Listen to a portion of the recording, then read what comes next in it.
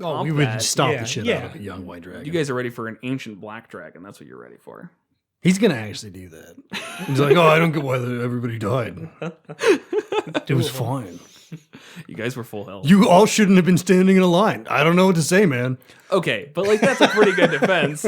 No, that's true. Let's walk single file into this ancient black dragon's lair.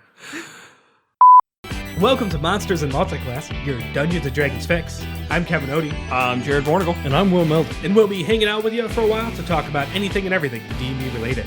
This episode, we're taking a look at the Cleric-Druid multiclass, the Dracoliches from the Monster Manual, and then a little bit after that, our another segment of Ask Monsters and Multiclass. So pull up the chair and stick around for a while. This week, we're taking a look at the Cleric-Druid multiclass.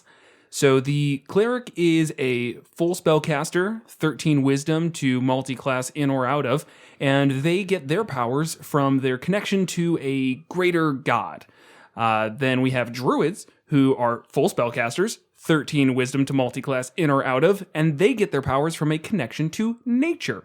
So we've got two full spellcasters, both of them need 13 wisdom, and let's get some first thoughts just off of that. I'm not even going to say anything. Kevin? I was going into this really expecting to like it. It's been a while since we just had one attribute that was needed, wisdom. That's it. And it's just okay. I'm just kind of lukewarm on it. There's a couple cool things you could do, but for the most part, a lot of them they don't interact well. I was not finding a whole bunch of stuff where these two classes make each other better. They don't really synergize. You could be a cleric, or you could be a druid, or you could kind of jump back and forth between for a bit, unless you just do like a couple level dip. Okay, so it's like sour cream and onion chips and vanilla ice cream. They're both great, but you mix them together and it's like, why did you do that? Sure, if you want to use tired metaphors. I do. Didn't have any coffee today. All my metaphors will be tired. Will, first thoughts? That's all right. You'll learn pretty quickly that both these have a gigantic spell list that is got big old bold C's next to it, and you're not going to be able to concentrate on more than one of things, no matter how many classes you have. Being able to turn into a bear also does not help. Yeah, but you are going to get at least one spell that comes right to mind is that spirit weapon from clerics that is not concentration and can be managed in your wild shape as well. Yep, that's one of the cool aspects. But I mean, that's kind of beneficial for anybody. You have to go 3 levels in a cleric to get it. It's a 2nd level spell, right? Right. Yeah. So it's a little bit of commitment. Right. I think one of the bigger issues that I saw is that a lot of the nice part about going into cleric is you can, use like heavy armor for a lot of them. That comes up a lot. And there's not any druid. There's nothing in a druid that lets you use any metal armor. There's no heavy armors that are made of anything besides metal, unless you have a cool DM, which I feel like I'd always allow because I am a cool DM. What's that, a class restriction? No, it's all fixed because you have plate made out of wood. Give it enough time, and you treat it as more of a magical item than you do just a thing you can go to the weaponsmith and buy. But it's something that you can always work around and work within, as long as you make it feel like an actual restriction. Yeah, I mean, I still feel like there's some synergy here, at least the flavor synergy. I see almost 0 issues in. There's a couple of subclasses more on the cleric side that wouldn't really make any sense to go into druid with. I don't see a forge cleric going over very well with really any druid circle. That just doesn't make sense. That was actually my special one. Was it really? Yeah. I would be excited to hear about that. So it's in the sense of, you'll hear about some chefs that are vegans that don't make vegan meals because they realize, commercially I can make much more money if I'm just a non-vegan chef. So they're making all these non-vegan meals, but they're vegans themselves, so they can't even taste their own food. Or like someone who owns a brewery or distillery, and they've come to terms with, I have a drinking problem and need to not drink, but my entire career and livelihood is in this business, so we're going to keep it. I just won't be able to taste any of my stuff. Interesting. So you have a forge cleric who gets to the point where it's, all right, maybe I'm doing a little too much of, contributing a little too much to destroying the earth, or my life has been too much removed from nature. I want to go back to that. but I have family support, and I'm really good at doing this. And more importantly, you have a god who's kind of expecting you to keep doing Right? that. Yeah. It's like the Forge god's like, hey, no, you can't just stop making stuff that I invested a lot of time into you. So you need to keep doing that. It's like, okay, fine, let's compromise. Right. I'm not going to wear heavy armor anymore. Right, yeah. I'm not going to utilize all this metal and this crafted stuff, but sure, we can do it for other people, because I don't judge and push my views on others. Yeah, all right. The one thing I was thinking of that's kind of in line with that, or I guess really just the multiclass as a whole, is you can at least make this a extremely single attribute dependent multiclass with Shillelagh. Mm-hmm. There's no reason that you can't. Then you just are using wisdom as your modifier to attack with.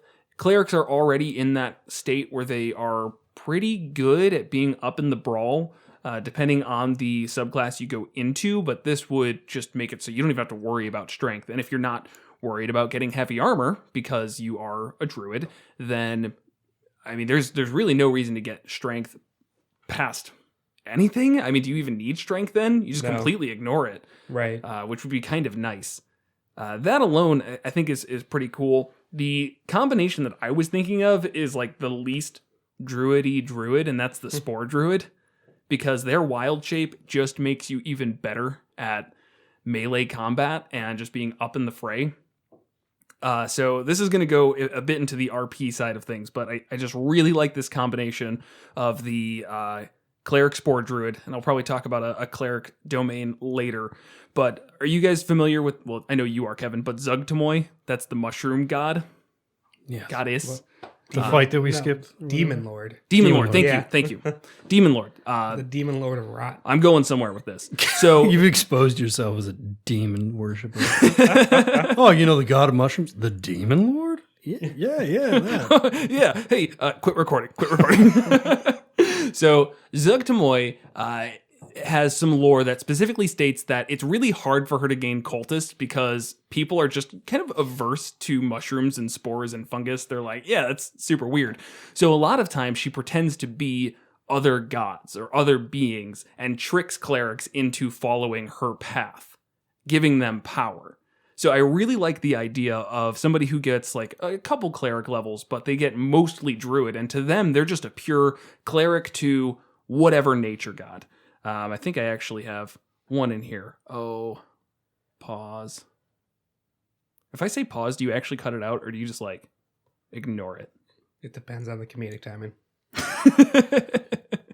All right, I can't find the god's name. But anyways, any nature god, you can just have that be the one that they feel like they are specifically connected to. But as the campaign goes on further and further, they would find out, like, oh no, I'm actually talking to Zugtamoy, a demon lord. And now they either need to lean into that and embrace the chaos of it, or they can reject them, maybe seek out another god's approval and change up how they've been going this entire time. And that would be like a really cool character arc.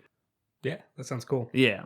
So I want to do that. And even more, just the Spore Druid is just so great for melee combat. And you don't have to worry as much about the whole inability to cast spells while in wild shape, because the Spore Druid's wild shape is just pure beauty. You get 4 temp HP for each level you take in Spore Druid.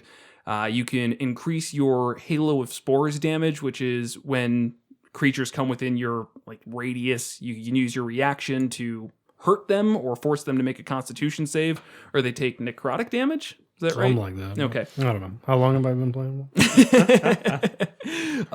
So it just pairs really well with a cleric's ability to get up in somebody's face and just do what they need to do. And then you got Spirit Weapon on top of it. Spore Druids aren't very bonus action reliant, if at all, except for to cast Shillelagh that first turn. And you still have just a bunch of great cleric spells. And I think even a 3-level dip, you'd get a good amount out of it, especially with the couple of the ones I was looking at. Death Domain, kind of. I think flavor-wise, there's some good overlap there. But overall, the Death Domains, I think we've talked about this before, it's like kind of mainly for evil clerics. It's not supposed to be one that like a PC should use.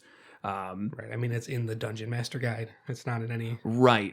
It's one of those ones. player-facing ones, yeah. The other one that would make sense is Grave Domain, which is all around one of my, I don't know, favorite, but it's a cleric domain that I really appreciate. And you just get some good stuff. Spare the dying at you can use it as a bonus action within 30 feet. So that helps you be the healer of the party. If you don't have a full cleric who's dedicating to healing, usually druids are good at kind of the basic stuff, but this is just a great way to be the Druids can make healer. great healers. They can make They get all the okay same spell healers. slots, plus they get good berry. But they and- lack fundamentals of the kit. Yeah, they don't get revivify. No, that's true. Yeah, so that's like they a get, huge cut Healing right there. Spirit.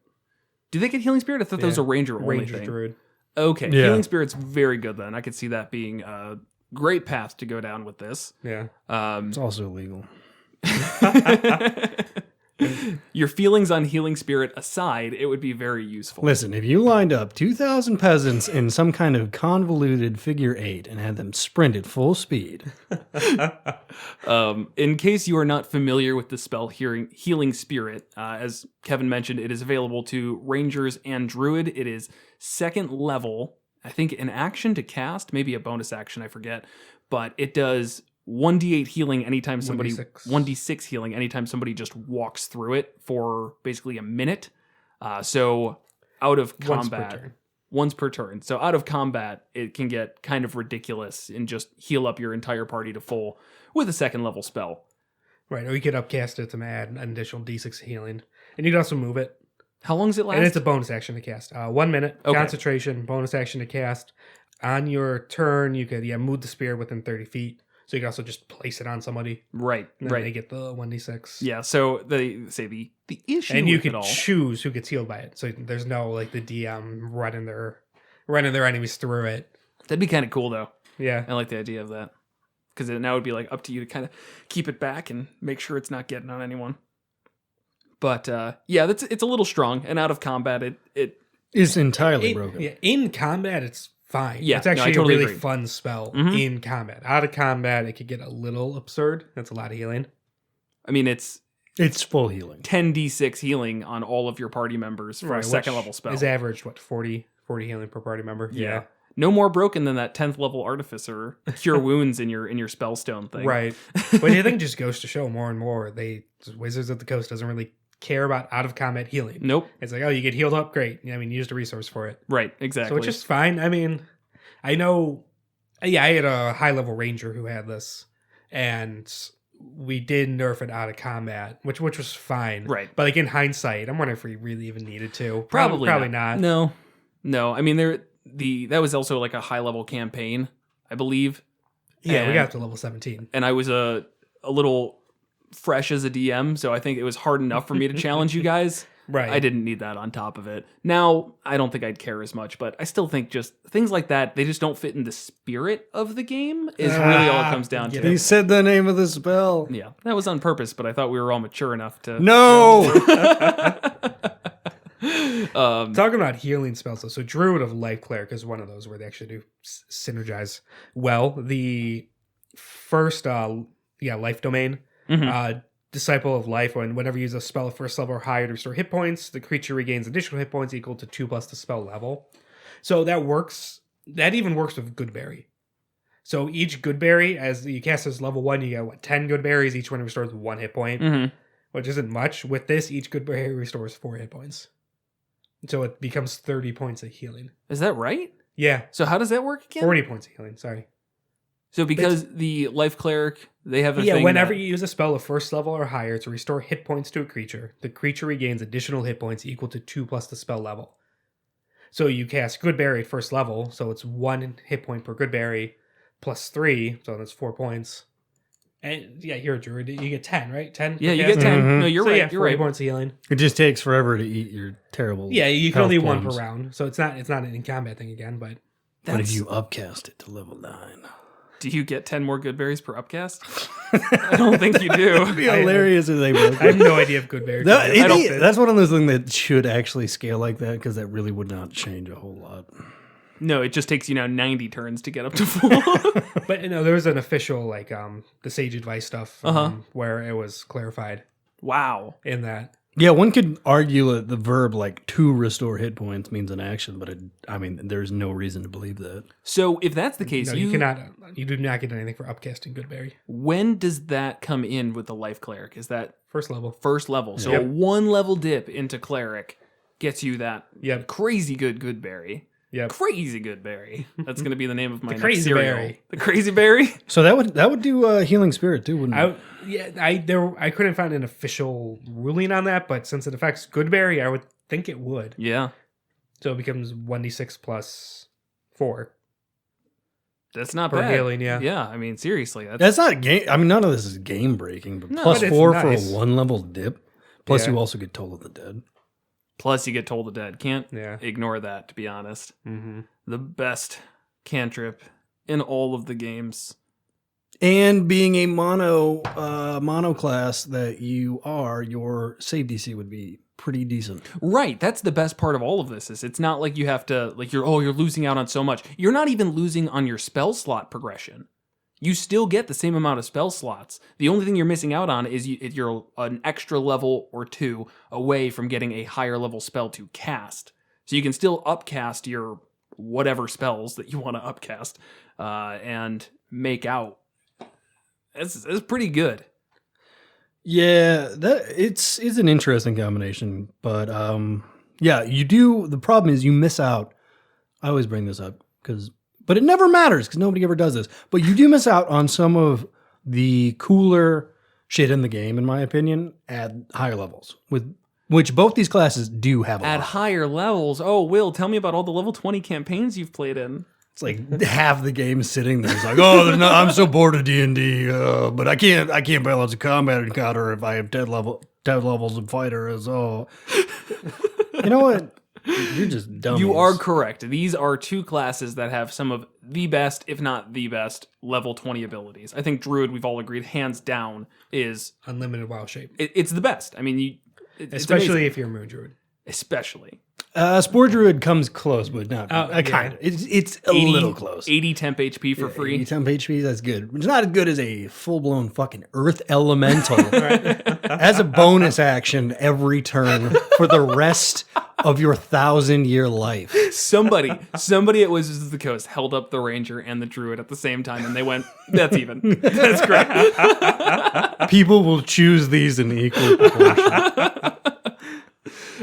So yes, no, you're totally right. If this is a campaign that is going to go to level 20, you at least should put some thought into it and really ask yourself if a 2-level dip into Life Cleric is worthwhile. I think it does add a good amount of flavor. Honestly, I don't know how druids avoid the religious aspects. It's kind of They live in interesting the to me. woods, bro. Yeah, and the gods just can't communicate with anybody in the woods. That's why the Amish exist. They just The don't know signal's technology. bad So out there. no, I mean that seems perfectly within the flavor for a nature god to say, "Hey, you're pretty darn good at this druid stuff. I've got a couple of errands that I need run. Could you help me out here?" Right. To put it simply. With Druid, it's some Druids do focus on one god. Others will just focus on kind of the gods. pantheon of nature gods in general, or not even a specific god. And it's more of like an old school type thing, which I guess is really realm dependent, like universe dependent. But even in the player handbook, which is supposed to not be anything specific, it talks about how druids are seen as like a really kind of archaic old way of worshiping nature. Right. Okay. Where then a cleric is more modern. Like a nature domain cleric. Yeah, actually, yeah, it's in the nature domain. It goes and explain that, but then it will say, yes, some of these druids will take a more active role in the god's whims, where they will actually like be a messenger or whatever. Yeah. Carry out their will in some way. And then they become a cleric, where a druid's more just worship nature and protect nature. It's not so much getting direction from a god. Right. But there's absolutely no reason it can't be both. Exactly. And then the nature domain cleric is the obvious one. It's almost too much overlap. I didn't see the overlap. It's actually not RP wise. Yeah, RP I didn't see that either. Okay. Well, Do they have similar spells or something? I actually say And it's also just not very good. It's not worth it. Yeah. It's totally not. That's one of the things that sucks about it is it makes sense flavor wise, yeah, but what do you get? You get proficiency in in one of the skills of your choice: animal handling, nature, or survival. Which you probably have, or even if you don't, like it's is that oh, really I get to pick up animal handling. Yeah. Like that doesn't come up. Other thing often. is you get proficiency in heavy armor, which, as we just discussed, Wait, do you? doesn't really Why? make sense. Yeah. You can't, I mean, it can. and that's all they get at first level. Oh, then animal friendship and speak of animals. Woo! It's fitting RP wise, but it's just So, all right. So what I was then going to you say. go another level. Sorry, one more time. Hold stuff. You get your channel divinity at second level, where you can charm animals and plants. Like you don't even get to like control them; they're just charmed by you for a minute. And Yep. beasts and plant type animals. All right. So Go on. here's my position. We always do this thing where we're like, oh, you're a cleric. That means God personally is friends with you. I'm one of those people who has the weird idea that your player character should be like in the 50th percentile of people in the realm. Like not even remotely special, like, but not really, really shitty. Which is a very controversial opinion. But I would see most clerics, especially level 1 clerics, I don't care how godlike you are, you don't have time to deal with all these people who just want Toll of the Dead. You delegate that. You task would out. get this stuff through the church. You're like, I grew up in Nature Town and we worship nature god. And so as a level 1 nature cleric, that just means I hang out at church all the time and they taught me to wear plate armor. That's what it means. Why did Whereas they teach him to wear plate? because they don't want him living in the forest and turning into bears. That's why nature clerics exist. Okay. The entire nature domain is based off of getting people away from the old ways. Because what happens when your kid becomes a druid? He lives in the forest and turns into bears forever. That's actually a fantastic character concept, though. Is the parents who sent their kid away to cleric school, basically, Because he was hanging out with bears too yeah, much. they're like, oh god, he's worshiping the old gods in the old ways. We need to right him on his path, and then you get sent to the church. You get taught how to be a cleric, and then you end up being a druid anyways because fuck my parents. That would actually be really like a good part of the backstory. Just getting beaten in cleric school for turning into animals. Yeah, honestly, I'm down with it. I like that. But yeah, that's how I see all these things. But still, nature domain. Nature domain is still garbage. And if I was a druid, my parents sent me to nature cleric school, I would lose it. Wasting my time. Yeah, then there's 6th level ability. The next one is dampen elements. It's basically absorb elements, which is a 1st level spell. Mm-hmm. At 6th level. Yep. As a reaction. I hate. Okay, true. It doesn't take a spell slot. That is nice. All right, I've looked over that part over. Okay, but 6 levels commitment. I don't know. I And think then- most clerics get something a lot more fun at 6th level. Right. It's okay. It's so situational. Right. Yeah, when have you ever taken, elemental damage? As you said, I Ever at definitely all? when I have absorb elements, I use it a lot. Right. That's fair. I always, like whenever I go into a situation where I just know I'm going to be taking acid, cold, fire, lightning, or thunder damage, I know to take absorb elements. That's the issue. Because you will go sessions, months, years, whatever, just taking, magical bludgeoning damage because your DM was sick of you using this. I mean, if it was like somebody's entire character thing, I'd probably throw a couple more elemental attacks in there.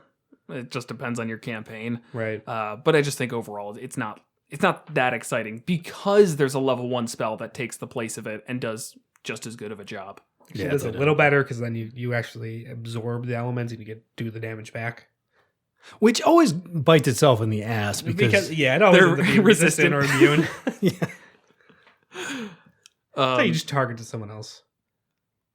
Target someone else. Yeah. Wait, You absorb elemental it and then creatures- go and hit someone else. But elemental creatures your don't own- have like regular friends. That's the And plus, issue. I always just pictured it like in Avatar, the lightning redirection thing. Mm-hmm. That's how I always pictured it. It's like, oh, that's kind of cool. It is cool. You're not wrong. But it is also 1d6 of damage that's likely to be resisted. Likely is a strong word. I mean, because it works against any spellcasters too. Spellcasters use a lot of elemental attacks. You can absorb elements on a fireball, and that wizard's not going to be resistant to fire. Yeah, no, that's actually pretty badass. Just like suck it up in your staff and run over and just beat him on the head. Right. That's fun. Yeah. Nerd. Back on the ahead. level cap stuff. So the druid one, it's really, if you're not a moon druid or a spore druid, I think it's just okay. If you're just like a circle of the land or shepherd or dreams, being able to do unlimited wild shapes is just okay. Yeah. Yeah, Like, that's it's pretty nice, mediocre. but it's not game breaking. Right. Because you're not being able to change into stuff with a crazy amount of hit points. No. I mean, it caps out at like challenge rating 2, I believe. Maybe a little One. higher. One. At level Really? 8. Yeah, level 8 you can do challenge rating 1 beasts that fly at that point. And That's that's where Will's at. That's why you can now do a giant eagle. Okay. That's the best it gets. Unlimited wild or giant eagles is cool. Yeah, but like at it's level not game 20, changing. you have other ways to move around. And the like damage- at level 8, it would be really great because we could move around the world real easily and all that. But like I Jeez. said, by the time you're 20, it's you just buy an airship or Right. teleport everywhere. Right. You're level 20. Figure it out. And then what the cleric level 20 capstone, is it that great? It's just your divine intervention is just succeeds, right? I mean, that is A, great, and B, I was actually mainly talking about the 17th level for the subclasses. Because there's a lot of crazy shit in there. Okay. Especially like Tempest. I mean, if you ever wanted to fly around and kill people. I don't think we talked about this, but I'll just say that I don't believe there's any mechanical benefits to doing a small dip into Druid with this one. I think we've talked about the other Cleric. way. I think Cleric, you get a ton of good spells. They are very front-loaded and can actually add something to your Druid. I think the other way around is probably going to be a waste of time. You get a couple wild shapes, which is good. Which can be useful. Out of combat, it can be very useful. Out of combat, So one level Turn into you get cats or mice nothing. or... one level of Druid, you get nothing. You get druid spells. That's bad. That is So you take, like- objectively not good. Take Goodberry. Good. It's not a good spell. Druidcraft. The only useful thing about Goodberry is like if you get trapped in a situation that there's no food, like you're in a ball of desert that is magically sealed, you can now live forever miserably eating good berries. Sounds terrible. Yes, it does sound terrible. If I was by myself, I'd probably gorge myself and eat all 10 in a day, just to feel something. What do you feel? I feel sick.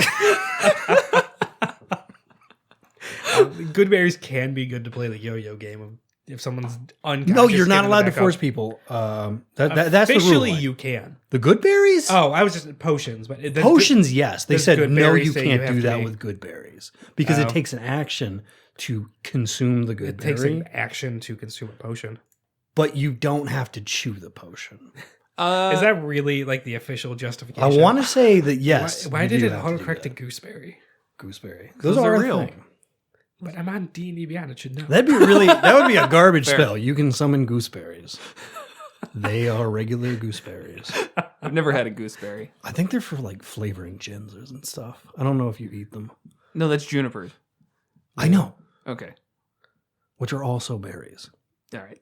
Fair enough. It just says a creature could use its action to eat one berry, which is similar to chugging a... So I don't know. It's... I want to say the Table ruling was discretion. you can force potions down people's throats, but you can't force, like a fist-size healing apple down their throat. How about I this? guess they are probably pretty big. I would Like, Yeah, that's the implication is that they're like. What I always picture like you have a handful of 10 good berries, Grapes. poof, and it's like yeah, you can make something swallow that, but not a most people not a fist size. I mean, I would not advise putting like Whole grapes unchewed grapes. into unconscious people's mouths. I'm picturing even smaller than grapes. I feel Like like little, all right. little thing. No, Don't I'm put- holding. Yeah, I'm holding up a hand. All right, no one's like gonna in see real it. life, Yeah. do not put anything in an unconscious person's mouth. How about this? No. How about this for comparison? Senzu beans in Dragon Ball Z and Dragon Ball. I don't the watch universe at all. normie anime. Dude. I haven't watched it in forever, but everybody knows what a sensu bean is. How about this? I don't. The Is show's that not for you two. It's for our listeners. The orange balls that have stars on them. Yes, they make them. Those chew were those like up. the size of basketballs. dude. Yeah, they make them chew them up. No, only the Namekian ones were the size of basketballs. To The get Earth one ones wish. were handheld. The silence that made me happy. Okay, so another Cleric domain, I like the idea of. I didn't look into this at all, but Tempest domain, it's like a storm god would be pretty cool. Works pretty well with the druids. Honestly, I think Circle of the Land would be the only one that makes sense for that in my air quotes that no one can see. Kevin, can you put in air quotes in editing? Can you do that in post? What's the sound of an air quote? Yeah, I was going to say something like that. Yeah. It's like, wonk, wonk. Perfect. Thank you. Your wonk, Tempest domain, wonk. So it gives you proficiency with martial weapons. Cool, I guess. You know, it's probably not necessary. Heavy armor, already have talked about that. You get some okay spells, Fog Cloud and Thunderwave. Do druids get Thunderwave? Yes, I cast that multiple times in your campaign. All right, I pay attention to your character. Give me a reason to. And then you get Wrath of the Storm, which is pretty nice. Yeah. Use your reaction to force them to make a saving throw after they hit you with an attack. Creature takes 2d8 lightning or thunder damage on a fail, half as much on a success, up to your wisdom modifier, which is going to be pretty high, as we already decided. Right. With that, I would say Moon Druid will work as well, because you could use Wrath of the Storm while wild shape. Ooh, which that's is a good just combo. cool. Yeah, I like I had that. that in my notes. It's just a cool thing. I'm like a shock bear. Yeah, And people shock hit bear. you. You're like, you're a bear, and there's like energy and electricity sparking off, and someone hits you, and you're like, whoosh. Ooh, shock eagle. Yeah. Shock, whatever. Shock Earth Elemental. Shock alligator. Wait, shock earth elemental? You could do it. Oh. Once you get up high enough in Moon Druid. Okay, never mind. I don't like this anymore. Yeah, you're right. But I was picturing like a bear that was just like fluffed to the point of looking like a Like it's feral. got static electricity. That's What the fuck is that? It's the shock bear. Run! But their channel divinity would help as well, because druids get that spell, that cool one where they just call lightning, I believe it is, where as a That is bonus the spell. action you just make lightning happen. Great, that's a fantastic time to use your destruction wrath, which is the Tempest domain channel divinity, and that doesn't have to be a cleric spell. It's just anytime you roll lightning or thunder damage, you can use your channel divinity to deal maximum damage instead of rolling. That's not bad. Yeah, that's pretty darn good. I think Call Lightning, I don't remember how much damage it is, but it's not bad by any means. It's like 2d10. Is it a third level spell? Yeah, I think so. Maybe it's 3d10. I don't know. And if it's stormy outside, can you do that as a Tempest domain? Just like make it rain? Weirdly, no. I feel like that should be a thing. Like, yeah, you can just... I think there is a they do- subclass somewhere that does that. They also get Call Lightning for what it's worth. There's like Storm Sorcerer. They can just make it rain. They can I stop think there's the a rain. subclass that could bring in a storm or No, it's you can control like the weather Yeah. effects within a certain thing. And the only real use for that is like you can be the wind that makes boats go. Right. So like anybody who got to that level of sorcerer all got hired by ships. Never go on adventures ever again. yeah. Call Lightning is 3d10. Okay. So, I mean, that's pretty good. 30 damage. You also yeah. Unfortunately, Tempest Domain really did give you all the lightning spells. So It's true. They do. Yeah, you already have that. And since we're talking about stuff you can do while wild shaped, just back on spiritual weapon, that can also happen while wild shaped. Right. yeah, Cast it before, Mhm. and then shape, and then it's not even concentration, so Yeah. no risk of losing that. That, I mean, all of the good cleric spells are also good if you're in wild shape. Right. Spirit Guardians, you can't. That's concentration. you can can hold concentrate. concentration. You just Oh, can't you You cast- just can? might lose it. Yeah, Okay. it's not Up in the rage. fray. Rage makes you lose concentration. Yeah. Druids would be absolutely ruined if you couldn't concentrate on spells in Right. wild shape. Yeah, if you go all the way up to what I think 18th of Druid, you could ignore that and cast spells and everything and wild shaped. But it's if you're multiclassing, you're probably not going to get there. And at that Probably point- won't get there anyways. At that point, do you care? Like, is it that big of a deal? Yes, Yeah, maybe maintaining concentration is pretty or it's casting spells. massively huge. Also, you live forever. That's more it. You're right. You're going to be in it for so long, you're going to lose concentration before you lose your wild shape. Right. So that's fair. No, you literally. That's also level 18. You live 10 years for every 1 year. Oh, Yeah. Everyone's always like, "Oh no, nobody gives a shit about that." Campaigns are over the course of 6 hours, and you never get past level 4 or whatever.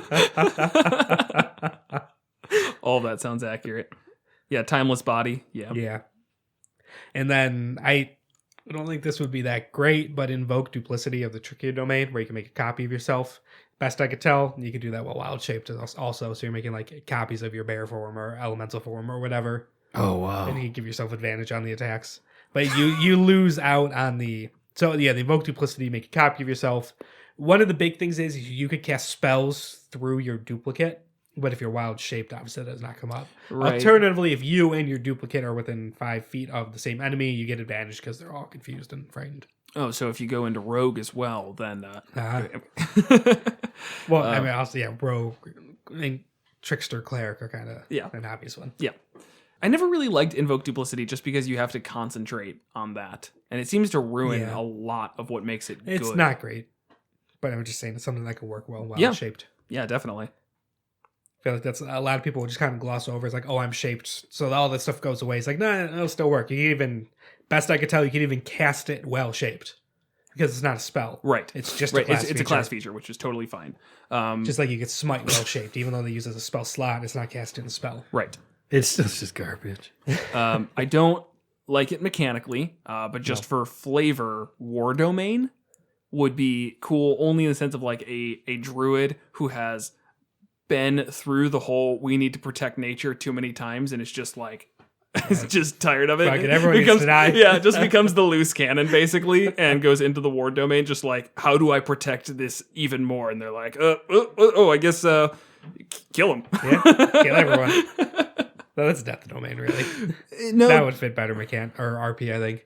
The evil cleric of Probably. Death Domain, yeah. You're right. This would work. That would probably work a lot better as a enemy, a villain of sorts, who's like taken the protecting nature thing a couple steps too far. Yeah. Which I don't think We're going that's... back to our roots here. What do you mean? Like eco-terrorism, basically.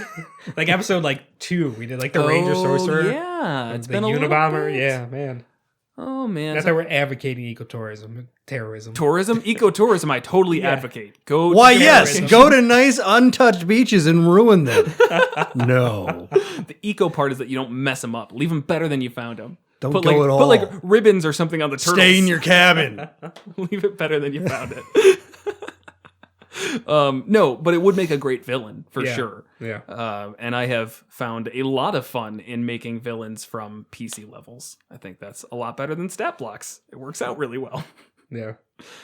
The only thing you got to be careful with that is PCs are, their intent is that they just keep going and going and going, Right. and it's a slow burn over the adventuring day. Where if it's like, this is the one-time villain and they have full class levels, it's like, it's gonna be kind of an odd fight. You've made it work though. That's what I've actually liked about it, and this is really going off on a separate tangent, is it is a great way to challenge the heck out of you guys, because yes, you are already worn down and they're at full fighting spirit. And they're not going like, I might have some more goblins and bugbears thrown at me later today. Right. I better save some stuff. Right. They're just going all out. Exactly. So it actually works kind of well in that regard. Yeah. Where you just go all out. You use everything they have, and it usually comes out to, combat only lasts 3 or 4 rounds, so you're getting the best of their abilities in that time. Right. I think with spellcasters is where it will get really weird, and that's where I'm going to have to be pretty careful, because it's really easy to say, oh yeah, just use their their 8th level spell. You guys are all dead? What do you mean you guys are level 8 and you can't handle... And Cloud Kill just took It literally says it right there. 8 level spell. You're level 8. I don't get the issue. This is why everyone hates CR. But yeah, for melee combatants, it is absolutely fantastic to do, and it lets me play out all of these cool multi-classes and do fun stuff. So I've really enjoyed that. Expect to continue seeing those in our campaign. Right. And they have been memorable fights too. Yeah. So like Well, yeah, there's the arena fights I haven't been a part of yet, but very memorable. You don't remember them, but they're great. Oh, man. I can't wait to do another one as soon as Kevin does like any other thing where he misses D&D. Why would we do it just because Kevin's gone? It's like just a to keep up tradition the at this memes point. at this point. Oh, okay. Just, only do it when I'm not there. Because I've expressed interest in it. Right. Nah, you guys are back in there. We got to get you in. I say we're back in the city that has arenas. Yeah, Has an does it arena, count? yeah. Back on something you were talking about earlier, the Spore Druid. Mhm. I think the Order Domain could actually work pretty well. Okay. With definitely mechanically, because there are a lot of melee stuff. Decent spells, like Hold Person, Command, which could be decent at times, Mass Healing later on, stuff like that.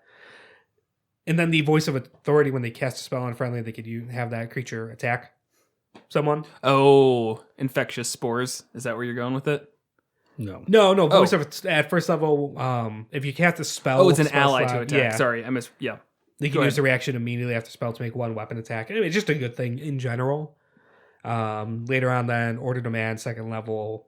You can make creatures charmed and stuff like that. It's just like, I mean, they're decent things, not bad stuff for a character that's up in the fray fighting, which the Spore Druid is. Right. And then you were talking where maybe they were tricked. Mm-hmm. Like, it could be completely opposite. They were really following the Demon Lord, which is like embodies chaos, and they thought it was this lawful good god, and so much so they're like an Order Domain cleric. To find out, no, they're following a Demon Lord. It's like, take it to the extremes. Yeah, that'd be good too. Yeah. I think there's a lot of ways you can go with that. I really like the idea of the PC kind of just being tricked the entire time, to be honest. I think that's a really cool thing to then have them play out and figure out where they want to go from there. Right. Because you could very easily, again, just have a change of heart and be like, well, this is the one who's been backing me the entire time. Sure, they tricked me, but like, look what I can do. And this is all awesome. And, their power might be better than all of the gods I know of and things like that. And by the PC being tricked, we mean the character being tricked, the player being in on it. Right. I think a lot of players would get annoyed if the DM pulls that shit on them just out of nowhere. For sure. No, DMs, write anything into the backstory of your character ever. Even if your players hate it, you're doing a good job. I waver back and forth on that because I think that it would be really cool if you just told the player, like, look, I know I'm changing things up on you. You can keep all of the levels if you like the play style. Let's just keep this purely role-playing wise. Because that's even a thing. If you turn away from a warlock patron, you still maintain all of those levels, all of that power. There's no reason you lose it just because the connection is severed. You just can't go forward in that path anymore. So if you trust your DM, I could see tables who are totally fine with that. And then it's up to them if they want to change their cleric domain or if they want to get rid of the druid levels in place of cleric or whatever. Yeah, I still think most people, even if you keep it completely role-playing, like my current character, Embers, is a tabaxi, and then if all of a sudden you come out of nowhere and say, "Ha, you've been under an illusion spell," you're not a tabaxi. Tabaxi aren't real. Ha! That'd be great! I'd love that! All this time. It's like, really, like... That's so good! You'd be so mad! IRL and in character. That is fair. Again, I think you have to be careful with it. I will say that. I think there are some opportunities where it can be okay, and it's just a matter of that. How much do you trust that the player? Basically, if I was going to change something, I wouldn't change something that is like so fundamental that you're like, oh yeah, I really like the idea of being this, this, and this, and I'm like, oh yeah, just switch that all. I don't know. But what you're talking about is, it's no, like, you're right. You're right. I'm a cleric to this lawful good guy. It's like, no, it's a demon lord. Yeah, no, that's pretty fundamental. This is LSD in the punch bowl stuff. This is like, it seems kind of funny in theory, but in practice, really, really don't do it. But I think if you give them the opportunity to then like reject that chaos and turn to an actual lawful good god, then it can be kind of cool. It's like reaffirming their beliefs. It doesn't have to just be like, yep, it's all changed and you have to turn in your character sheet. Here's this new one. Everything is flipped on its head. If it's just like, for a couple of weeks, you have to go...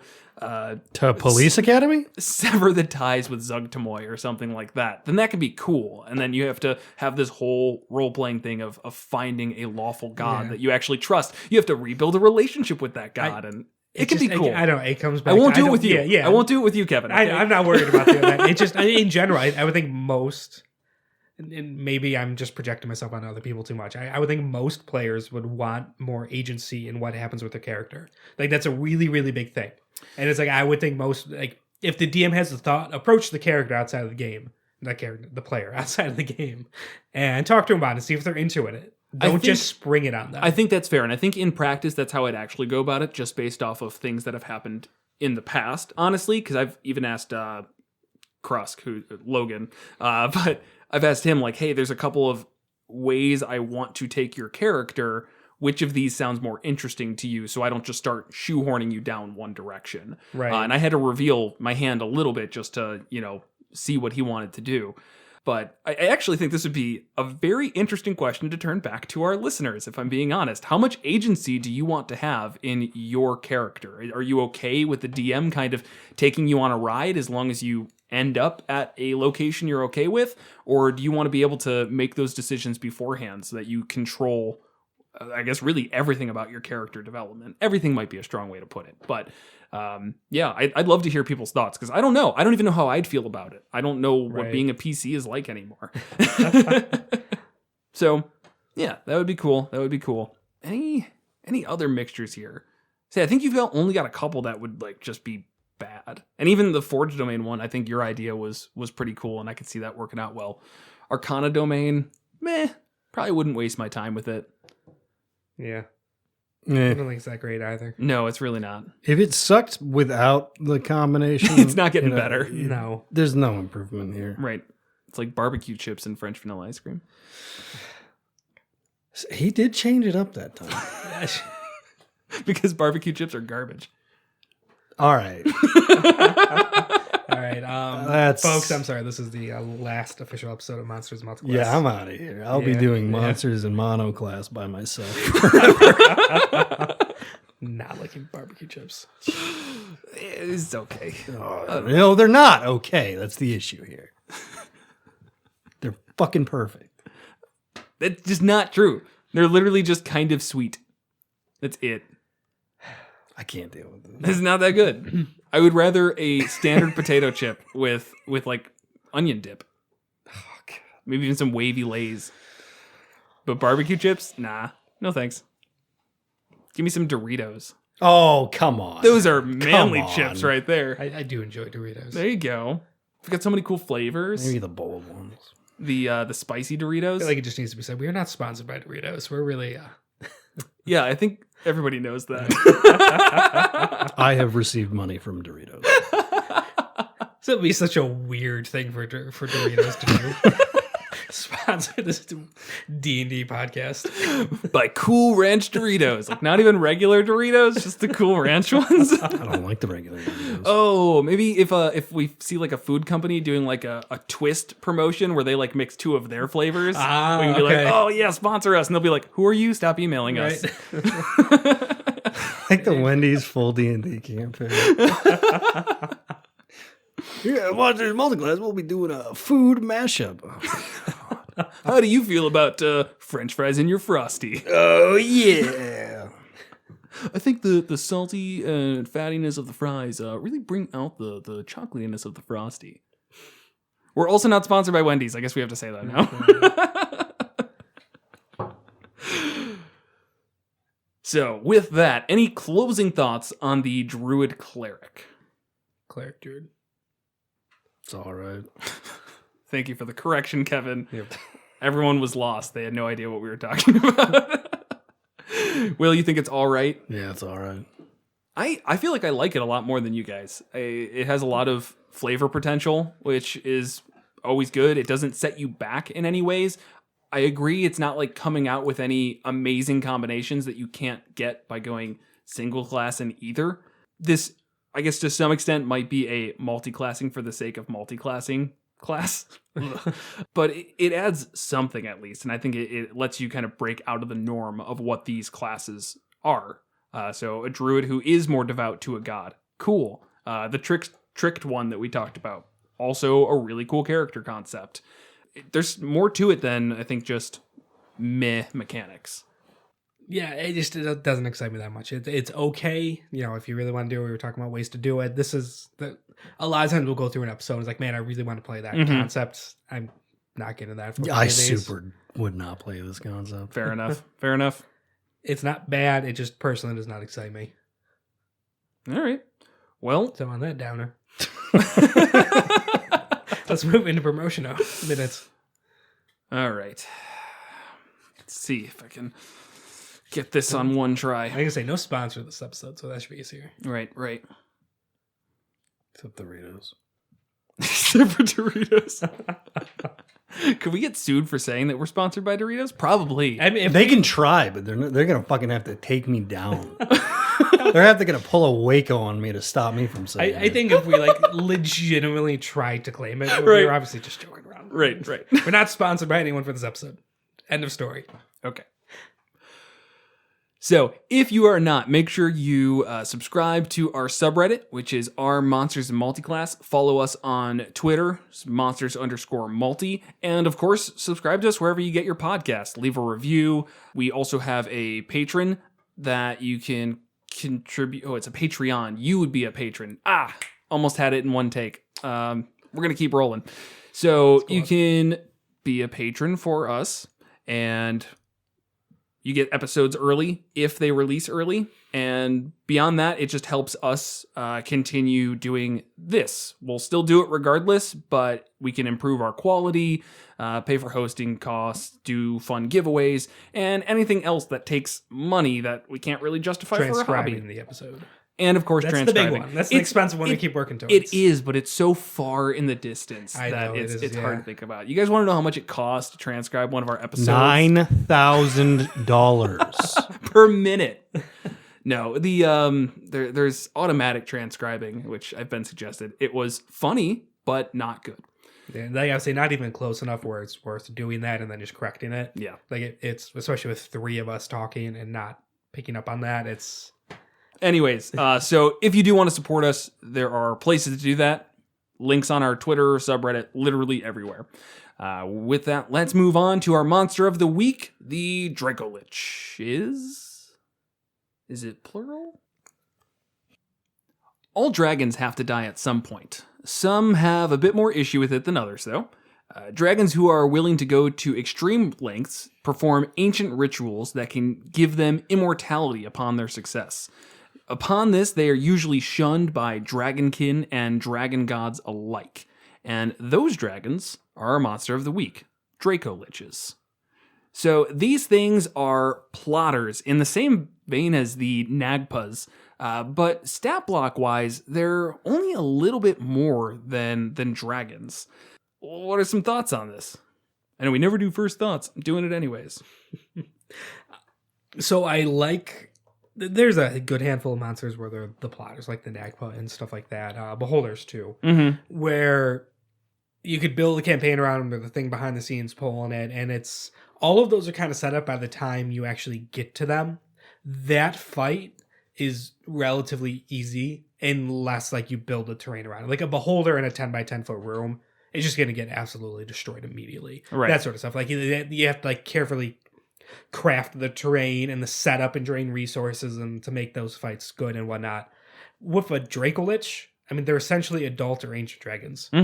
So you have this is the mysterious thing behind the scenes, pulling the shadows, like, oh, we'll get to him and we'll kill that little weakling, and it's an ancient red dragon who's now also undead. It's like, it's a hell of a fight. It's like a way to really actually play up the puppet master behind the scenes and still make them a really powerful, cool, memorable fight without having to jump through a bunch of hoops. Right. So I like that aspect of it. Yeah, definitely. And it's baked into the flavor that they're going to have followers. To even complete the ritual, they need cultists who they trust with their lives, literally, because part of the ritual is they drink a potion of some sort that instantly kills them, and then their their soul is placed into a phylactery, which, if you're familiar with liches in any way, it's basically a gem of some sort that holds the soul of this being, and until that gem or phylactery is destroyed, that creature will still live. In the Dracolich's case, it needs to touch another dead dragon, and then it basically takes over that dead dragon. So it's going to have a network of cultists all throughout the realm who are going to do whatever it takes to bring this thing back to life. Right. With that being said, this would probably be an awful, awful way to have a recurring boss fight. Where, if your party killed the Dracolich and they were like, oh, we did it, congratulations. And then some cultists had the phylactery and revived it with another dragon. That would probably suck. I don't think that would be very fun, because then you're just going to have this fight again after destroying the phylactery. Probably not a good way to set up a campaign. Well, not destroying the phylactery, the dragon. I'm saying if you do it a second time. Yeah. But if you're going to go after it a second time, you have to find the phylactery, destroy it, and then fight the dragon again. Right. Then you can actually kill it. Probably not a great way to do it. If I were to set up something like that, I would definitely make it known that the first hurdle is destroying the phylactery. Maybe there are some fights with this thing, but overall, I wouldn't expect there to be any fights with the Dracolich until it's time to climax the entire campaign, because that is where it ends, is with that awesome, huge dragon fight to something that is resistant to just about everything.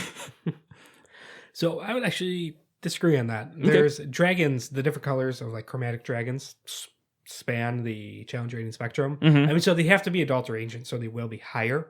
But if I remember correctly, like an adult green dragon is a lot easier than an adult or ancient red dragon.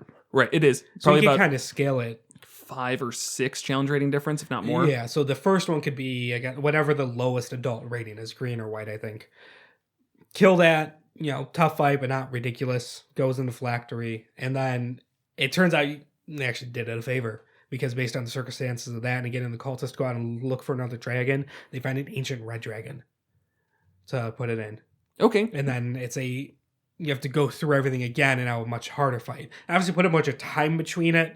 Right. Maybe you kill them and then you realize, just based on some lore that comes out after that, or like a minion survives and you get to interrogate them or something, what's going to happen. And so then that sends them on the quest to track down this phylactery and this cults. And so things keep going in the campaign. It's not just like immediately the next day you're doing this again. Right, obviously. But at some point in the future, if they do not hunt it down in time, now they have to fight an ancient red Dracolich. And so it's kind of a way to upgrade this boss fight. Yeah, okay. All right. I'm with you. I think that's actually pretty cool. And one thing that I really like about this monster as a whole is that instead of wasting probably 10 pages of paper, they just made a Dracolich template, which is actually really nice. That basically says, use a dragon stat block, but add this, and this. And that is resistant to necrotic damage, immunity to poison damage, and any immunities it had prior to becoming a Dracolich. Conditioned immunities, so it can't be charmed, frightened, paralyzed, or poisoned, and it can't suffer exhaustion. And, of course, the big one is magic resistance. Advantage on saving throws against spells and other magical effects. So that right there is going to make this a really tough fight. Your spellcasters are going to be in a bit of a rough spot trying to cast whatever they can to not only beat the DCs that they have, beat the saving throws, which are going to be pretty good. It's got saving throws of, I think this would It doesn't. It has whatever the dragon does. Right, it has whatever the dragon has. The stat block that they give is an adult blue dragon, but just for example, we're talking Dex +6, Con +12, Wisdom +8, Charisma +10. Those are all the important ones. It's got saving throws in. So you're going to have to beat those, and even when it does, it's got 3 legendary resistances. This is going to be a tough fight. Yeah. Oh, yeah. And then you could, it mentions changing up layer actions and legendary actions as applicable. So it gives the DM some freedom to figure out, all right, what's a Dracolich's layer going to have? Yeah, I'm kind of disappointed that it doesn't have that. Yeah, do liches have layer actions? Because I would always look at those and kind of... We should probably talk about liches at some point. So we can do a lich one. Just clarify for the record here. So a adult white dragon's challenge rating 13. Right. An ancient red dragon's challenge rating 24. Yep. So yeah, you could really have to span the whole... And the Dracolich adds about a level to the challenge rating. So it would be like a challenge rating 25 for an adult red. Right. What kind of nerdy Dracolich would be able to convince people to track down an ancient red dragon for him to use? That was kind of my thought too. That would be a little bit tough because I don't know if tough is even the right word. I mean, you can convince cultists to do just about anything because you're the DM and you can set up that scenario that, yes, this was a persuasive white dragon. The harder part to me is finding cultists who can take down a red dragon. But I would see it more. They don't need to take it down. It's an already dead one. It could be a pile of bones. Yeah. And it reanimates. Okay, that's fair. So kind of that, it's almost a trope in fantasy things where you have like the ancient beast that's its bones scatter the mountains off in the distance from the starting village. That sort of thing. Okay. They take it to that and it gets reanimated. Right. Because like an ancient red dragon is powerful enough to have that sort of lore and weight around it. Yeah, that'd be pretty badass, actually. Yeah. especially if it killed the PC's parents afterwards. Oh, yeah. Ooh. Oh man, that'd be a great party idea. Everybody's parents were killed by the same thing. I mean, there's Independently, like independent events. There's a lot of weight to having parties who have a similar goal right out the gate. I mean, that works great for campaigns that are single focus. Yeah. I mean, you laugh at it, but I could totally see that being the setup. No, of I was campaign. laughing because that's not what we have at all. Oh, not right now at all. No. Right. No, and I don't My want to parents play are that either. fine.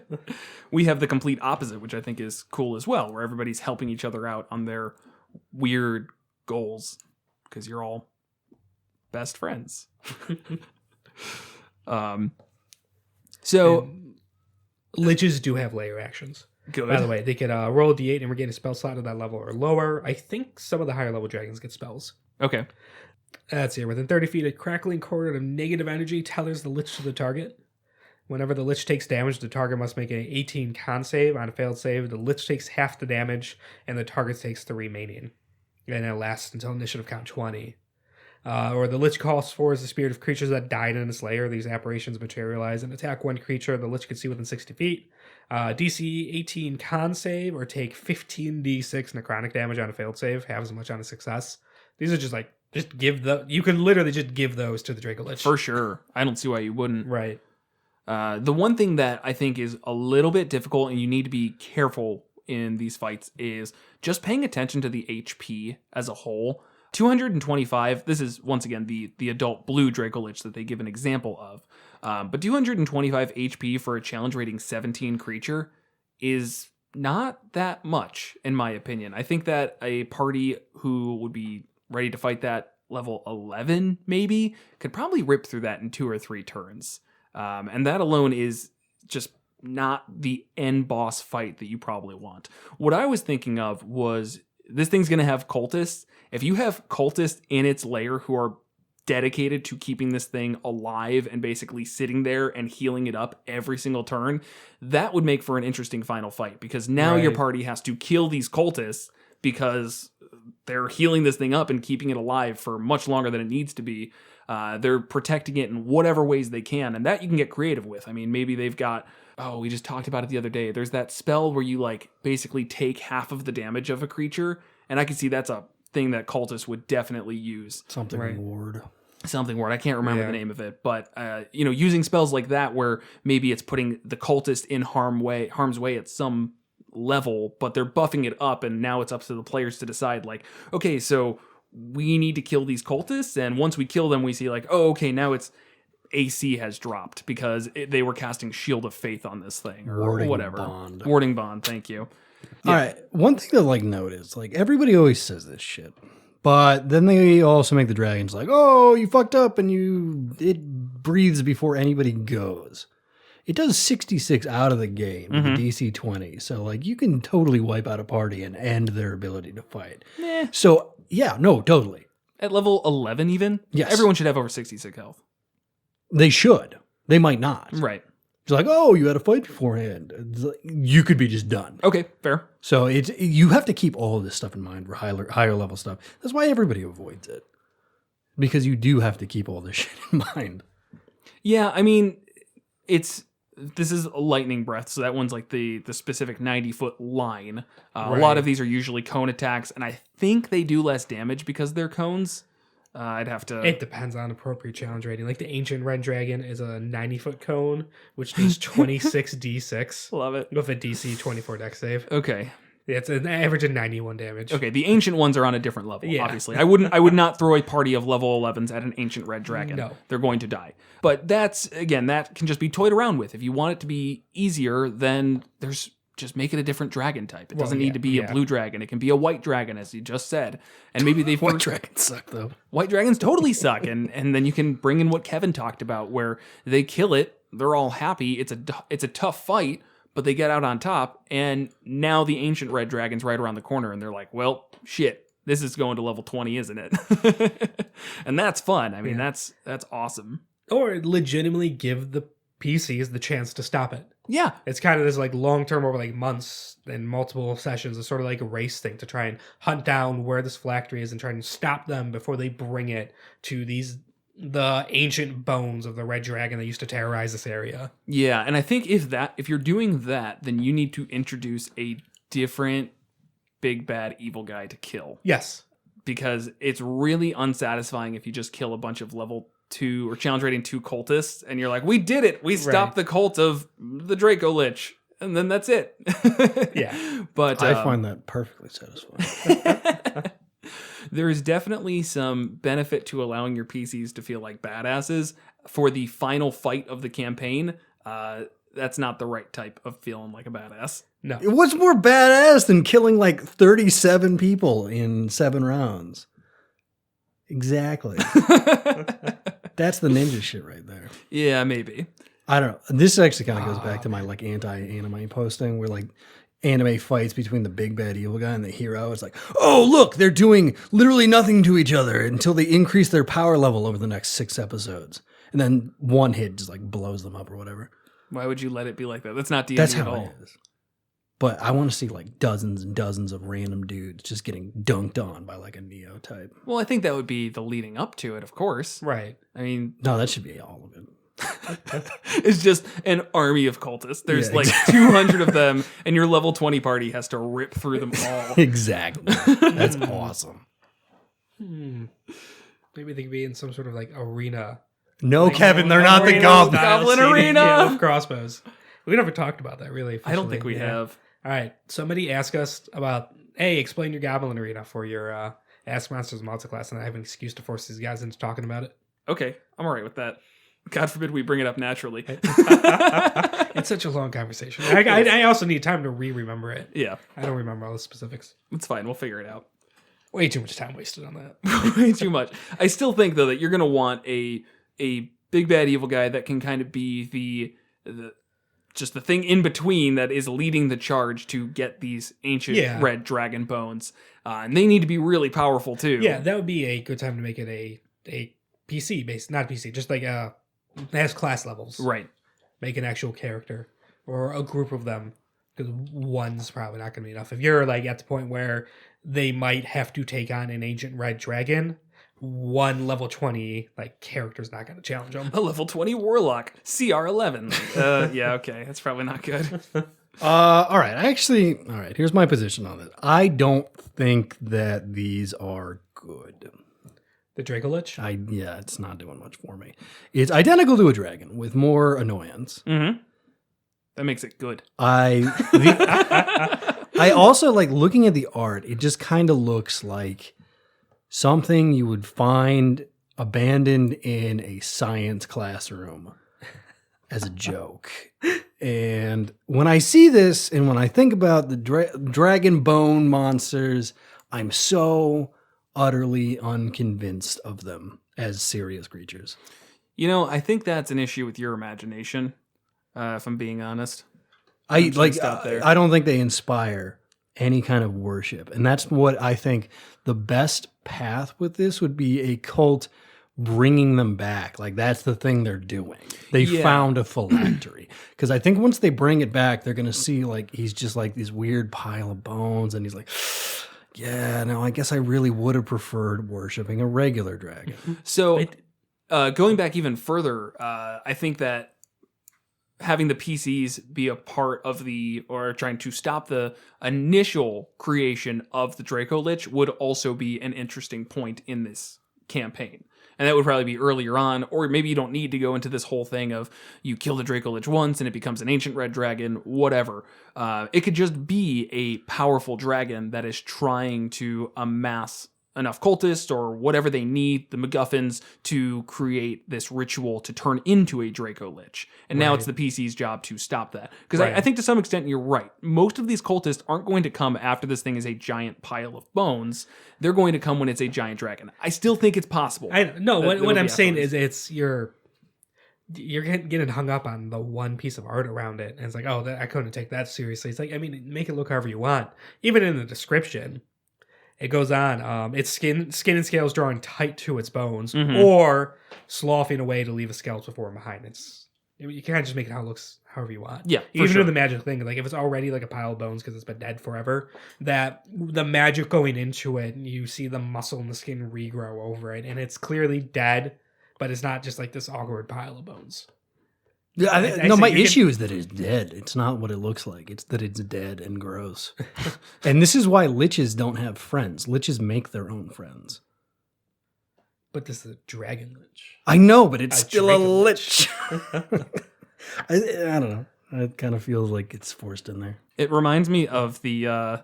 You guys probably never played Paper Mario and the Thousand Year Door, did you? No. Absolutely fantastic game. I still will go back and replay it. There is a dragon that's called Bone Tail. It's every time you jumped on it as Mario, its bones rattled. So that's really all I have to say about that game. It was really good, but it would just do like a. Yeah, that's really intimidating. It was really cool. Yeah. So I think you should incorporate that as well. That every time your players hit the Dracolich, its bones just rattle a little bit. Yeah, most people just have a jar full of small animal bones sitting around their house. You've got at least 2 or 3.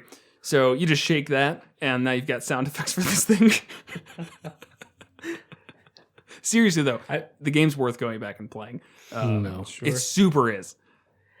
I'll give you this with a criticism. It's not the most creative thing. The Dracolich. It's quite possibly the least creative. It's like, we have dragons and there's liches, and what if there's dragon liches? It's just this dragon stat block with undead stuff added on. You guys are making it sound like the what was it? The Beholder, the Beholder zombie? Beholder zombie. Yeah. I feel like you guys have the same issue as Yeah. that. Well, I think that Yeah, we did, actually, yeah. That sucked. I don't know. But it This also at least wasn't has- venerated as that's- like a planning. that's like saying Yeah. that This at least liches has some suck. lore. Are no, liches? no, liches are fine. Dragons The are fine. concept of a lich, Yeah. and then maybe just in the lich it says other powerful sentient creatures could also become liches. It's not just human, guys. Yeah, my position is that like this has the right to exist. I'm just not like, I don't even like dragons, man. Seriously? No, I'm not really big into dragons. How about I don't really like dungeons either. What about dungeons? No, I really like dungeons. I mean, I don't know. I think dragons can be a pretty cool fight. I think Yeah. to some extent we almost overused them in our earlier games. Well, Horde of the Dragon Queen and That Rise was of it. Tiamat. Yeah. That I mean, was it was ridiculous. Why were there so many dragons in that? We got dragon down. Such a lack of creativity. Wait a second. But I hate those fights, man. I mean, do you hate all dragon fights though? Yes. I Why? don't know. I'm just can't kidding. tell you the last time we did one. Yeah, we We avoided should. them. You should find an excuse to put one in this campaign, and we'll see how There it is one in the campaign. You guys haven't found it. I mean, nudge us toward it. I have done all the nudging I can do. No, but seriously, it'll we're happen not ready to organically. fight a dragon, Kevin. It will happen organically. No, I don't know. There's a little late. like a young white dragon. Yes. You guys would just Oh, we stomp would that. stomp Yeah, the shit yeah. out of a young white dragon. You guys are ready for an ancient black dragon. That's what you're ready for. He's gonna actually do that. He's like, oh, I don't get why everybody died.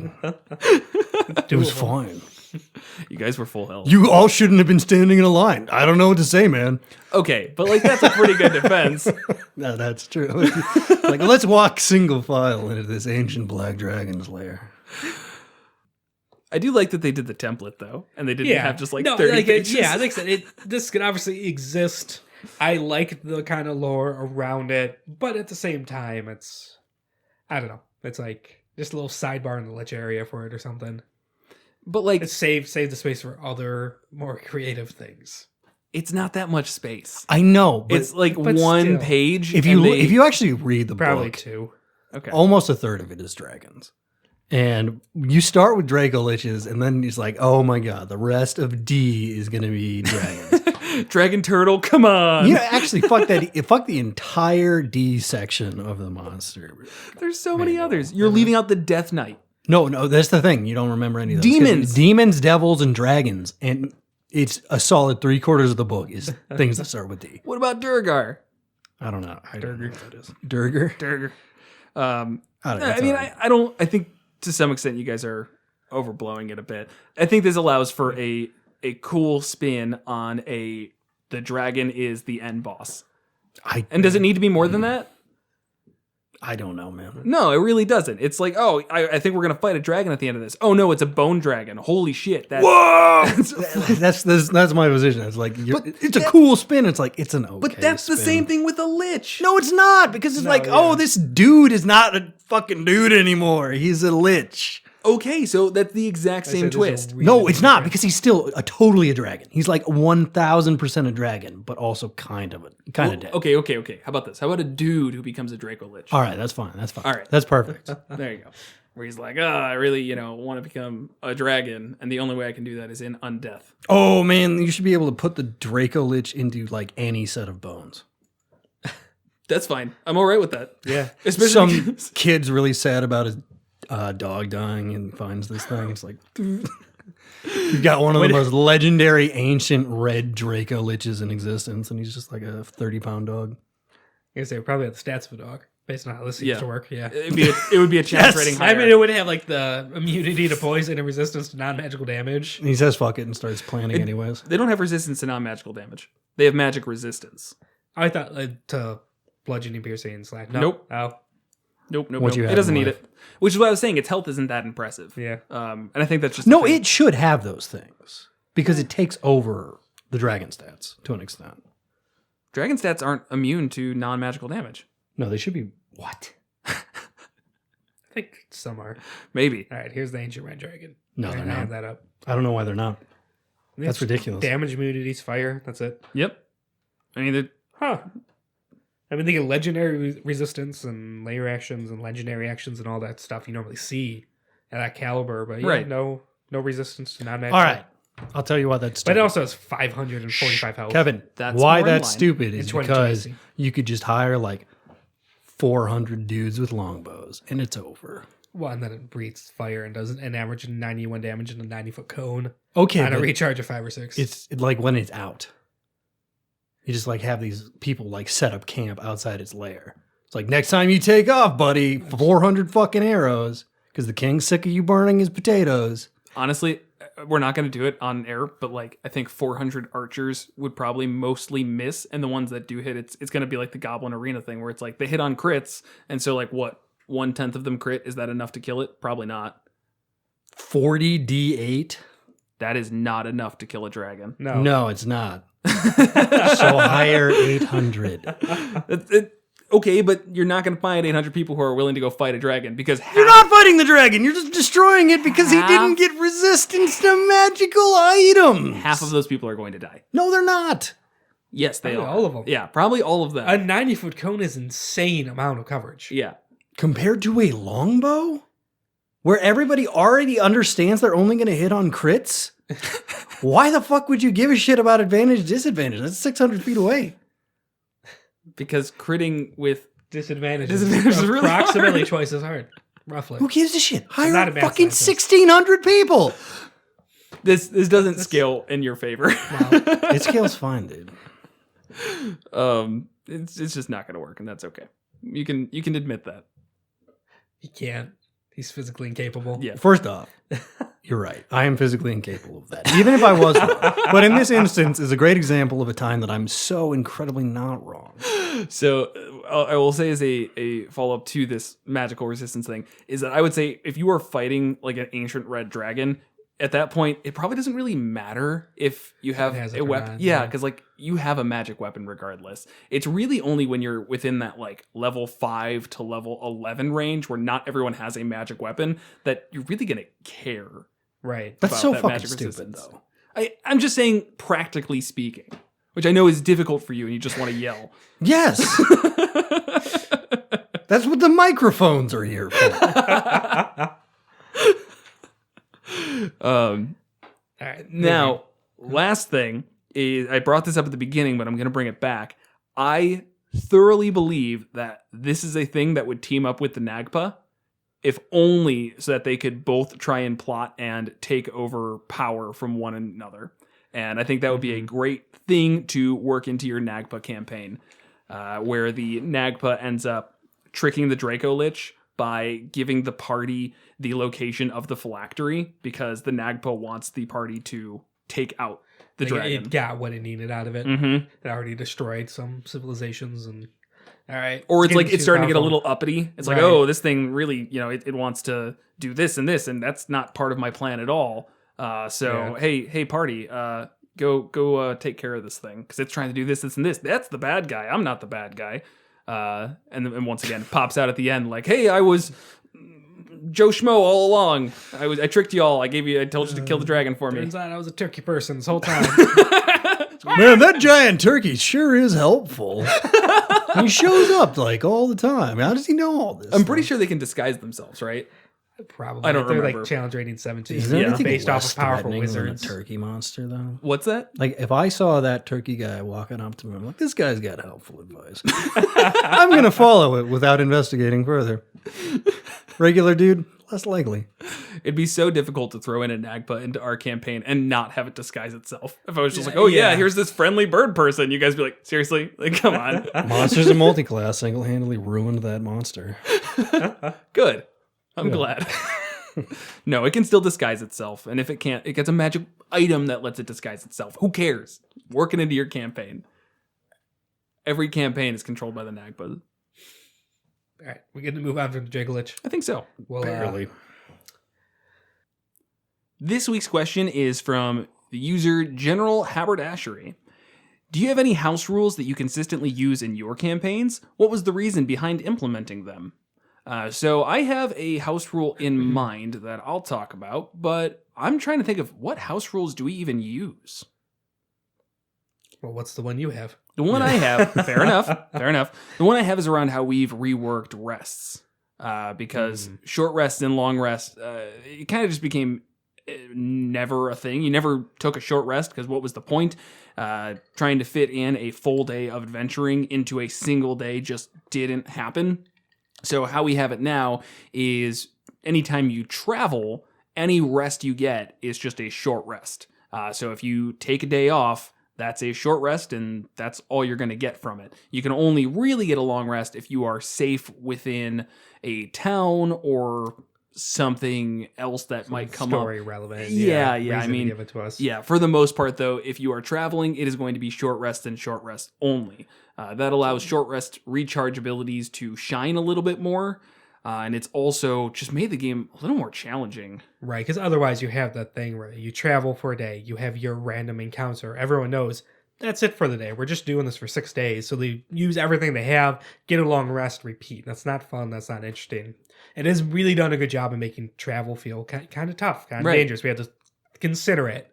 Is it worth traveling 6 days there? Yeah, I think when we first started playing, there was a lot of like, you guys had an airship.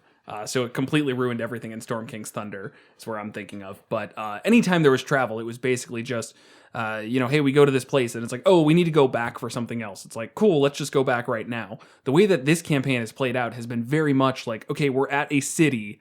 What can we do within this city until we literally can do no more so that we don't have to go out into the wilderness again? Right. And I've really liked the dynamic of that. It's been a lot more interesting. I think that we might, to some extent, get tired of it. Like just if it's like traveling between the same place back and forth over and over again. But I want to introduce story ways to make that a thing. Like right now you guys are going across between two cities and there's talks of a established road being put in place. Well, that would make it a lot safer to travel back and forth between those. And it might now be like, okay, you get there and now that's 4 days you can cut out of travel. Right. Something like that. Yeah. And so essentially we're utilizing the gritty realism variant rules, which I think is the Dungeon Master Guide. I believe Correct. Yeah. When applicable. We don't put it in the entire campaign. It's just when it feels like it fits. so. Right. And I guess from a believability immersion standpoint, it doesn't work. None of it But makes it's sense. like, if you look past that, it really feels like the ideal solution. Because a lot of times gritty realism is terrible, depending on what you're doing. Like for a dungeon crawl, I think it could be real tough. That was my inspiration for a lot of it because I developed the idea of splitting all three of those. Yeah. Because there's three options. There's heroic rests, which are great. 1 hour 1 minute for a short long- rest, yeah. 1 hour for a long rest. Right. And the idea was, this seems all like a good idea, but if you stuck to one, it'd be the dumbest thing in the world. For Right. sure. So there are in dungeons, you couldn't dungeon delve with gritty realism. Right. It's like, oh, you have to hide in a closet for a week because the cleric got injured in the last fight. No. Right. So I think, it is actually turning out to be a decent take. We've only had one, I think, true dungeon this campaign. I don't remember really how we did it. I think you guys did get a long rest, though. Like a true long rest. when we you left just the dungeon. Yeah, you left it, and I was like, yeah, you can get a long rest. That's totally fine, because we're basically doing it as you just said. When you're in a dungeon, it's more of the. I don't think we did the heroic short No, rest. that only makes sense if you want to do a combat dungeon Right, crawl. right. Like this session or even this campaign is going to be just intense shit, and you will never get an opportunity to use your hit die. So 1 minute short rests. Right, exactly. So Yeah, it's really just kind of trusting the DM to apply the rules as needed. And Right. there hasn't been any issues. It's just been a lot of common sense stuff. And making sure the players are aware of when that's used. And I think actually one thing to note is that you can really get around a lot of the issues you might run into by just fixing up the way your travel works. Like you can just like blanket ban combat and travel, or make it. You can just smash the encounters all into one day. right, where it's like, oh yeah, sure, you have. I think what we chose was the realism sacrifice that actually makes more sense. which Like is everybody coming on the Tuesday. Now it's just your sleep's different depending Right. on where you are. Or if the travel's really long, kind of break it into chunks. That's what we did in Out of the Abyss, which would have like 60 days of travel time. And we did utilize the system in there as well. And I DM'd that one, and I ended up breaking into like 5-day chunks. Right. Every roll, every foraging check, every random encounter covered 5 days. So you weren't pre-rolling 60 random encounters and 60 forage rolls and right. all that sort of stuff. Yeah. That ruined my immersion, Kevin. Yeah, it definitely comes down to like depending on the campaign you're trying to play, you just got to change it up. But I see so many complaints about challenge rating, about how easy 5th edition is, and I think it really just comes down to knowing what they were anticipating 5th edition being in the first place, which was, as I've said 100 times, 6 to 8 encounters per long rest.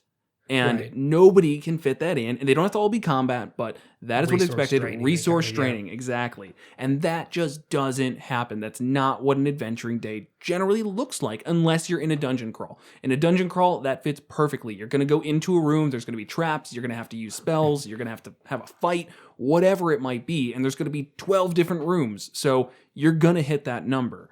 But something like just general travel, it just feels silly if you try and do that. I mean, really, really stupid. And your only other option is you just keep scaling up your random encounters so that your level 5 party runs into a dragon every day. And that's dumb too. You don't want to do that. Right. So yeah, this feels kind of like the best of both worlds. Yeah. Yeah, and I think this has probably been one of my favorite changes that we have made to our table. Right. That just universally has made the game feel the way it's supposed to be played. So that's one. Yeah. And it has also done a lot for travel, just sprucing that up. I know this question not specifically on travel, but a lot of people just glaze over travel. Yeah.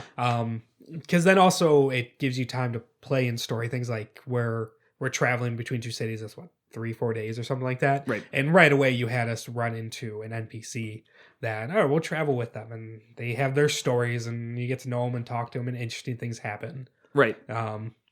Well, like in Out of the Abyss, I tried to work in. You travel with like a bunch of companions, have shit happen with them along the way. That's when the companion moments happen during travel to just make it definitely actually there. More interesting. Yeah. Because otherwise, it actually slows the pace down of the game.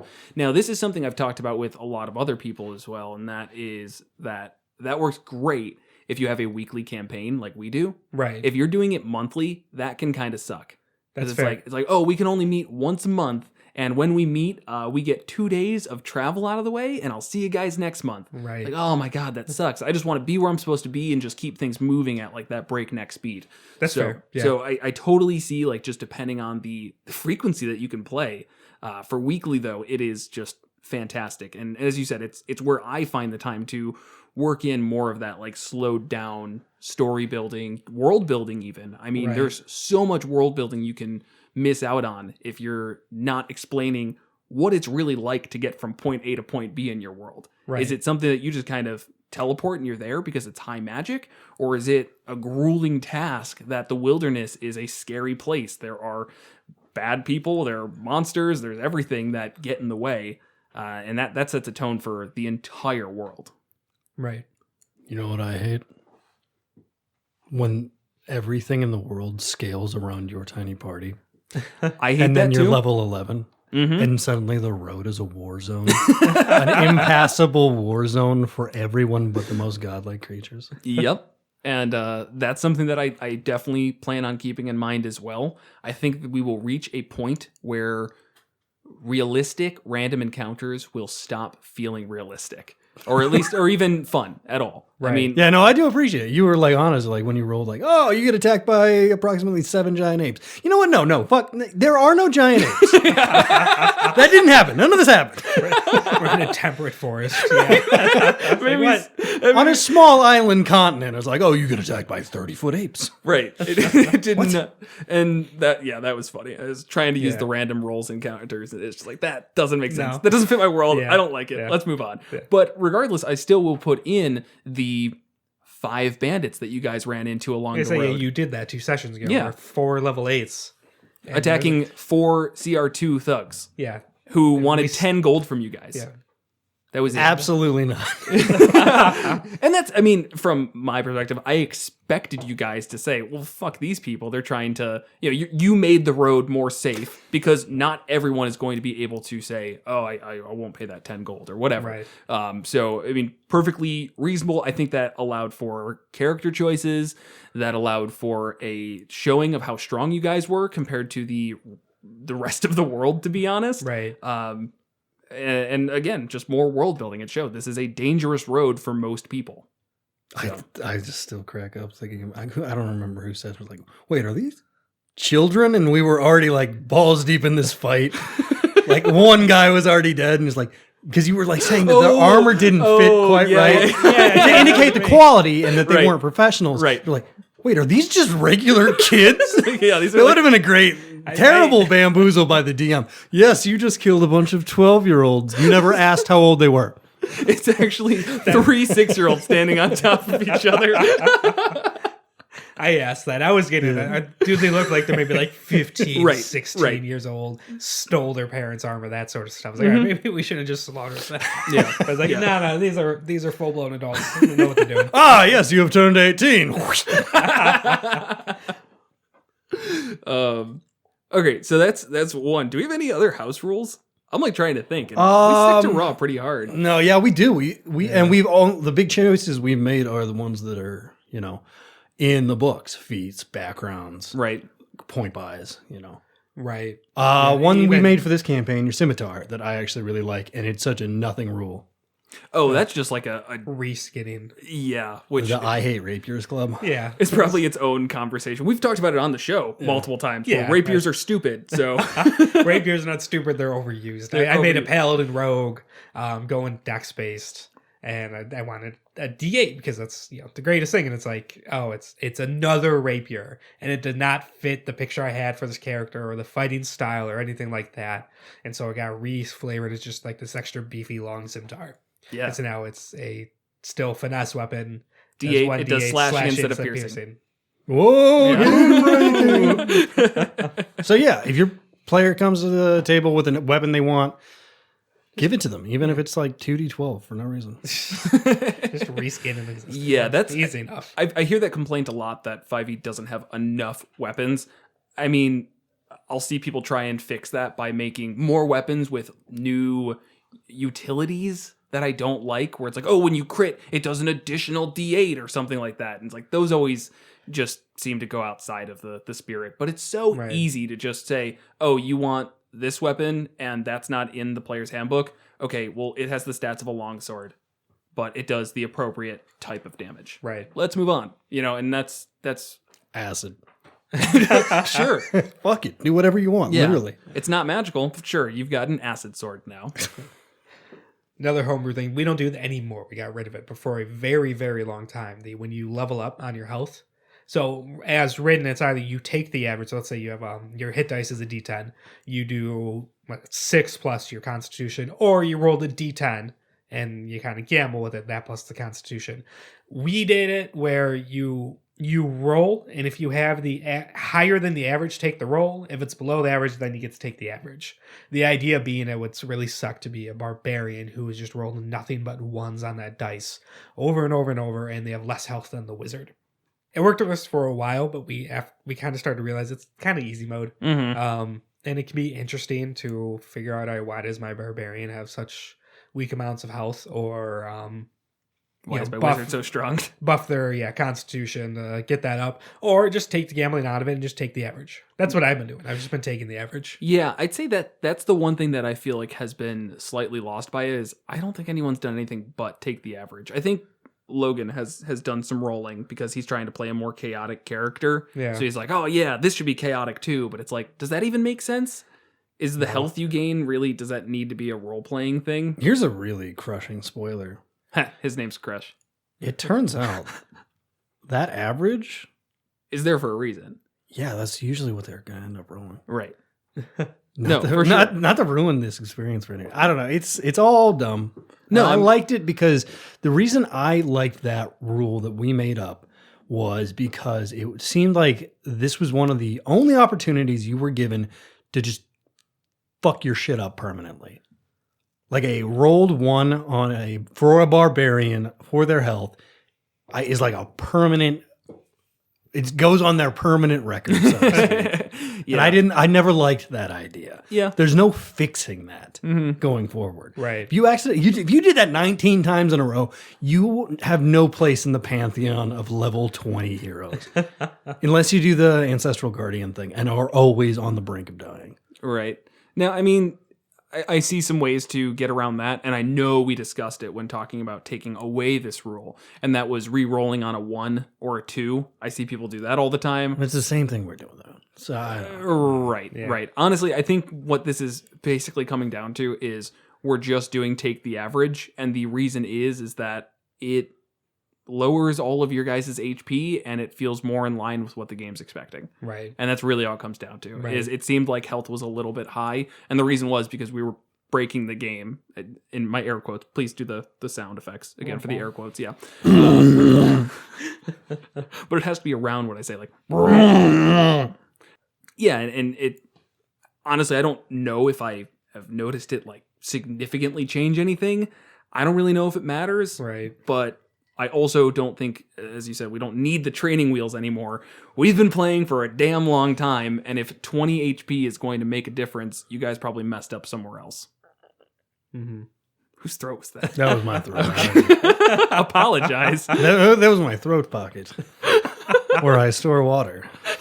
Sorry, everyone. I knew you were a frog. It was all revealed in the Summer of Frogs, but I was blind to it. Probably because of the frogs. I don't think we do many other homebrews. We try and play rules as written as much as possible because there's generally a reason behind it. It all works pretty well if you just stick to it and understand the intent of the rule. Right. People are a little quick to homebrew, maybe a little too quick. Yeah. All hail Jeremy Crawford and Mike Myers. I don't know. I will admit that you have to take kind of like a blind faith approach to some of the stuff. Because we blatantly disagree with a lot of their decisions, but we're like, it's the nature of the game system. It's not our job to fix it. Okay, here's another thing that we homebrew, or at least have talked about before. So there's my absolute favorite ruling, which is the spell casting weirdness when you cast a bonus action spell. Oh, yeah. So during action surges? Yeah. All right. So if you have a fighter multiclass with I guess it doesn't have to be a multiclass, but either way, let's say there's a fighter who has spells and bonus action spells. Whatever. That's all you need. If you cast a bonus action spell on your turn and action surge, you can still only cast a cantrip on both of those actions. Because casting a bonus action spell just removes your ability to cast any full action spells that are leveled. Which makes sense if you're not action surging, but if you action surge, I think we decided that if you use a bonus action spell, one of them has to be a cantrip. The other one is probably fine to be a spell, and I haven't really seen an argument against it. Unless you do another bonus action. Do we let them do that? You do not get another bonus action. You can't use bonus actions as actions. I still don't like that one. I do. If you want that shit, go play Pathfinder. Maybe I will. But yeah, I mean, I think we question a lot of rules as written. And that always leads to us arguing about it for a while. That's half the reason why we have this podcast is because we just bring up rules and argue about them for a good portion of our day. So we've just found time and time again that rules as written probably make sense somewhere down the line. Right. It's obviously things could be wrong since we have homebrews. We clearly think some of it, at least for us, doesn't work. But the way, you have professional designers who playtest the crap out of this stuff. I'm going to put a lot more weight, and it's going to take a lot to get me to just change off of that. Right.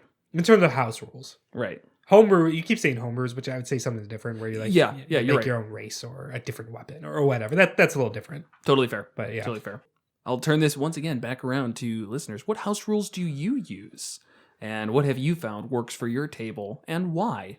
Because I feel like that actually could be interesting. Maybe there's stuff that other people do, similar to our rest mechanics that I guess I will give credit to you, Will. You basically said, hey, let's do this, but when it's appropriate. And it was pretty good. So I'm sure there's other things out there that people just do that just make sense that we haven't thought about. So let us know. And with that, thanks for listening. Next time on Monsters and Multiclass. Join us as we discuss the Artificer Fighter multiclass and then Trolls from the Monster Manual and Mordenkainen's Tome of Foot.